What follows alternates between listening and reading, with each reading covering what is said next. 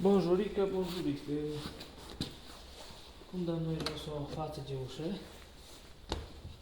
La un renom elegantului. Ce am adus plasticul ăsta? Aici o să avem un tors de 30.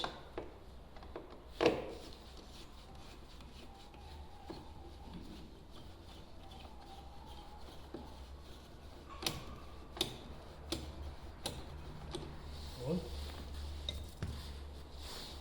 Aici este un căpăcel care îl tragem afară. Și aici avem tot un șurub cu tors de 30.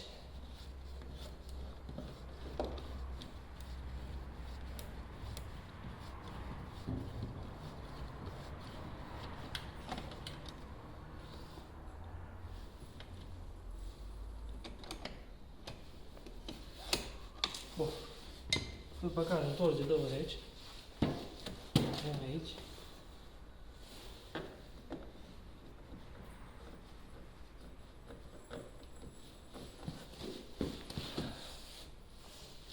Și aici.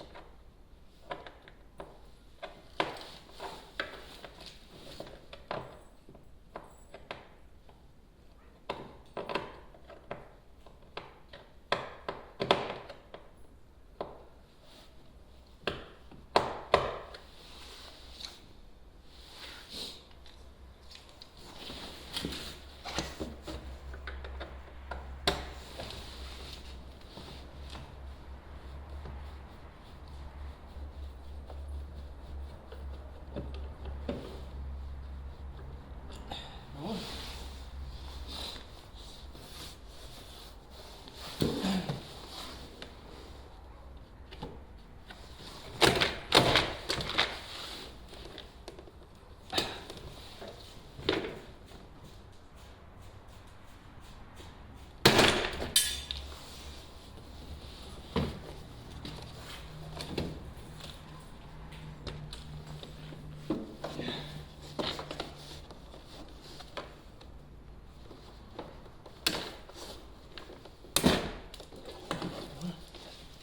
Facem numerul.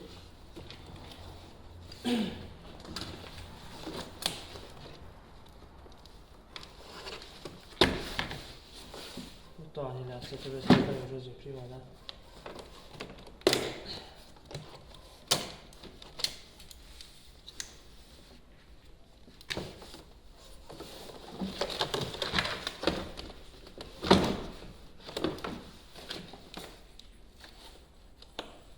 Și becul de la ușă de aici de jos.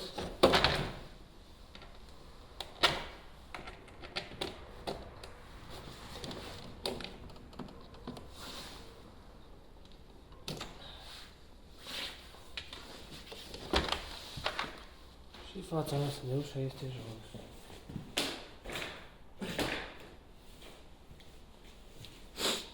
Bun, de aici încolo noi putem înlocui macara sau în cazul nostru de față broască.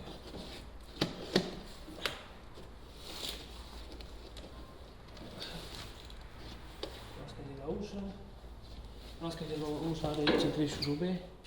Noi 3 cu tors de 20. O tragem în partea asta. Ea vine cu tot cu cabluri, cablul ăsta și cu cablul de la mânerul din exterior. Cum dăm jos, așa punem la loc. Simplu ca bună ziua.